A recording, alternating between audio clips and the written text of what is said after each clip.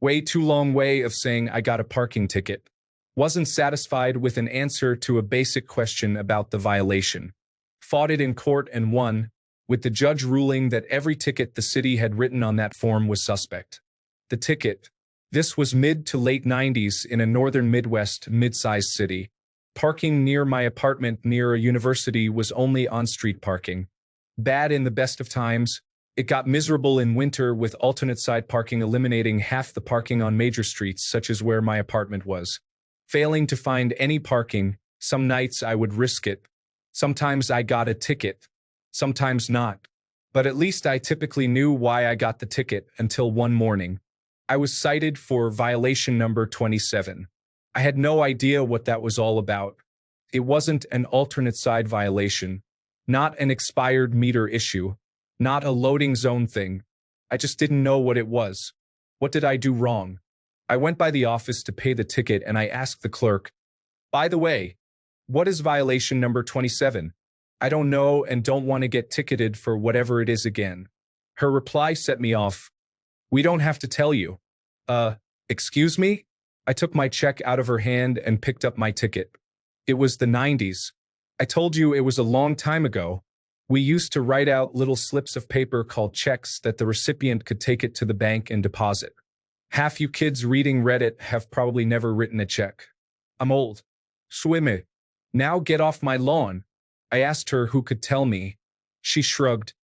Maybe the prosecutor's office? She replied. I left. Ticket unpaid. I stopped by the prosecutor's office, ticket in hand, to ask. I apologized to the receptionist for such a ridiculous waste of time. I just wanted to know, and she rolled her eyes at me. I got nowhere there. Digging in my heels, doing legal research. For a poor recent college grad, I certainly wasn't going to waste my money with a lawyer, but was hard-headed enough to want to know what violation number 27 was before I paid it. I resolved to go to the public library and pull out the law books with the city ordinances and state statutes. Library, a physical building with actual printed books where people used to have to go to look up information before everything was online. I'm old. I told you. And stay off my lawn. I settled in, flipped through pages, cross-referenced ordinances and statutes, and found something interesting. Possibly it was very interesting. I checked the court date on the ticket and made up my mind. I would damn well fight City Hall. Court time. I showed up in court. Some paperwork was handed out to those of us who were present.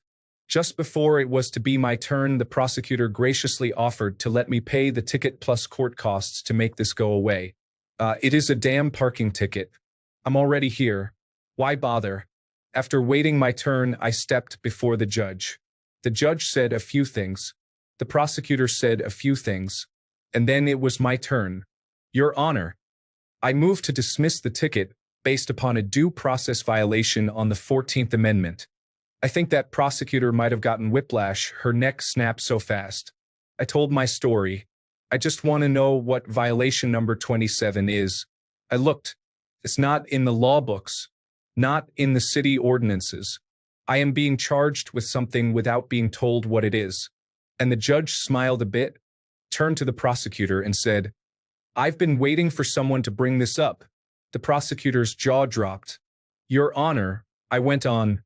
State statute requires certain elements to be on any citation for it to be valid.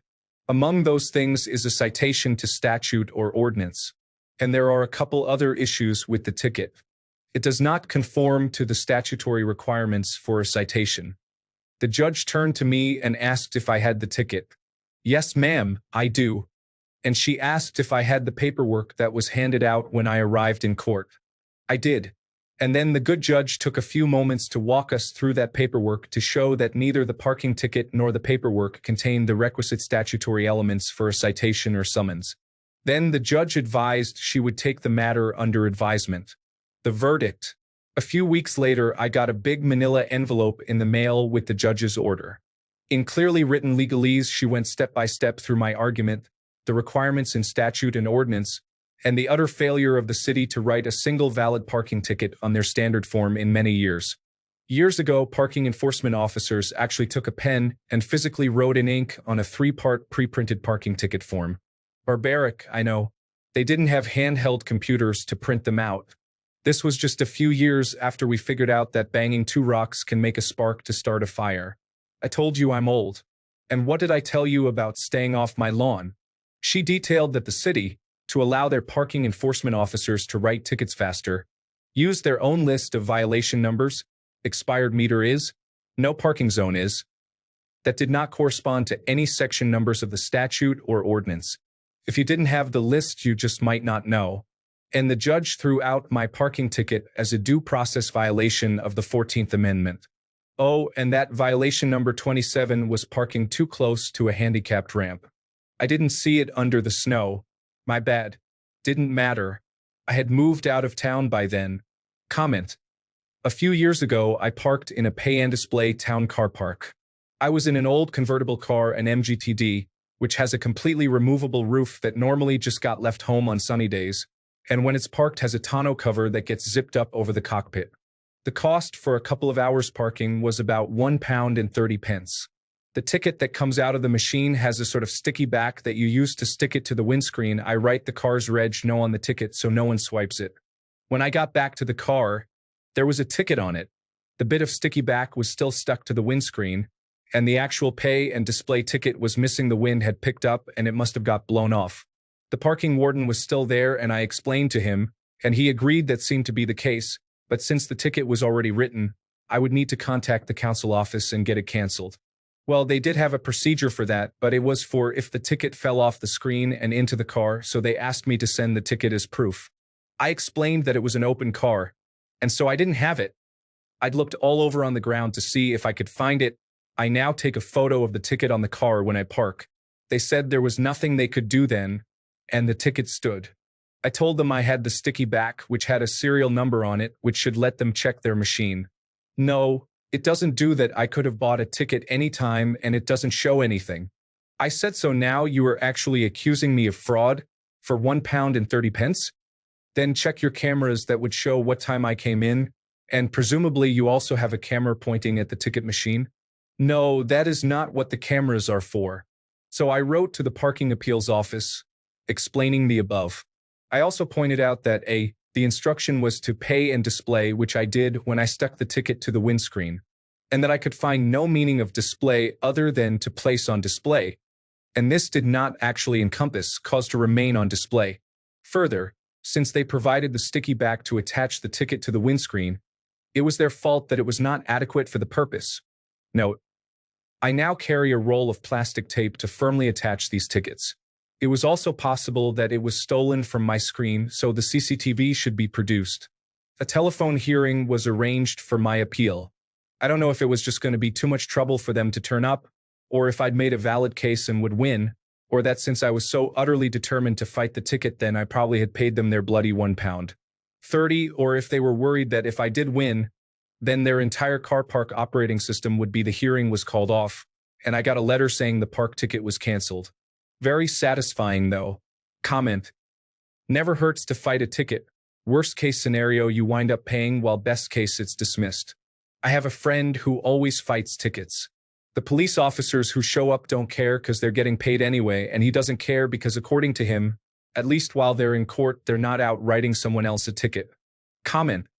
One time I had to send in a pic of my insurance due to not having it on me after a speeding ticket. So I emailed my updated insurance card and all relevant info to the letter to the Bureau of Motor Vehicles. A few weeks later, I get mail that my license would be suspended, and my only options were paying $150 to unsuspend it or filing a suit in the Court of Appeals.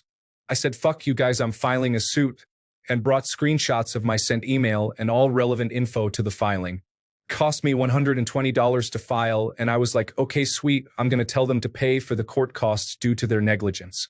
A few days before the hearing, I get a letter telling me they filed to make the case moot or something because they realized their mistake and unsuspended my license. So I didn't even get the chance, lol. I was out $120 and a few hours of paperwork and 2 to 3 hours of going to the courthouse to file in the middle of a Tuesday. Comment. Listen here, oldster. I am 38 going on 100. Checks are still used. I process them at the hospital where I work. Also, libraries exist and are a valuable resource for the public, Even if my state Missouri did just violate their state constitution by pulling funding from them. Comment. I recall back in my grad school days, I got a ticket for illegal stoping, went to court and explained to the judge that I was not excavating by a series of steps or layers in the bedrock, nor was I breaking up country rock and removing it by the upward movement of magma. Judge dismissed sottovoce dam geologists. Comment. The first haha I'm old I wrote checks is funny. After that it just got annoying. People wrote things down. This is what a library is. It's 2023. Not only do officers still write tickets on pads, almost every single school in America has a library. It's condescending, a waste of time, and not funny when you hammer the joke every fucking paragraph. Comment. Yeah, hate to break it to the kids these days, people, but I'm a college student. I pay my rent with personal checks. I read books from my library back at home through a library app, as well as physical books from the local library that I get a card to as a student at my school. And just a couple months ago, I got a parking ticket, both e-ticket and on paper, that blew away immediately. I swear I'm not an outlier. Please leave your story in the comments. Also, don't forget to like and subscribe to get new update. Thank you.